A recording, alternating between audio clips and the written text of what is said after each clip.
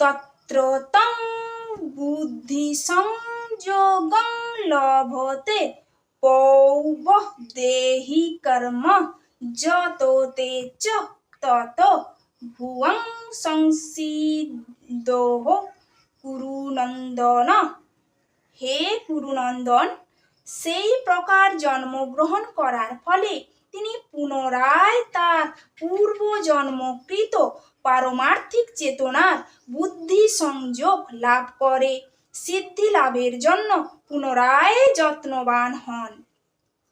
পূর্বজন্মের সুকৃতি অনুসারে সৎ ব্রাহ্মণকুলে জন্মগ্রহণ করে পারমার্থিক চেতনার বিকাশ করার খুব সুন্দর দৃষ্টান্ত আমরা পাই মহারাজ ভরতের মাধ্যমে। মহারাজ ভরত ছিলেন শশাগড়া পৃথিবীর অধীশ্বর এবং তারই নামানুসারে স্বর্গের দেবতাদের কাছেও এই গ্রহের নাম হয় ভারতবর্ষ। পূর্বে নাম ছিল ইলাবিত্যবর্ষ।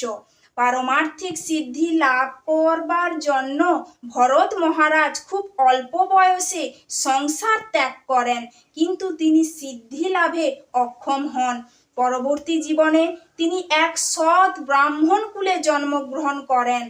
কোনো মানুষের সঙ্গে মেলামেশা করতেন না এবং কারোর সঙ্গে কথা বলতেন না বলে তার নাম হয় জড় ভরত।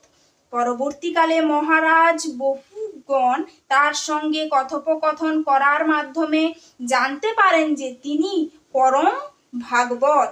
জড় ভরতের জীবনের মাধ্যমে আমরা অনায়াসে বুঝতে পারি যে পারমার্থিক সাধনা বা যোগ সাধনা কখনোই বিফলে যায় না। ভগবানের কৃপার ফলে পরমার্থ সাধকেরা কৃষ্ণ ভাবনায় সিদ্ধি লাভ করবার জন্য বারবার সুযোগ পান।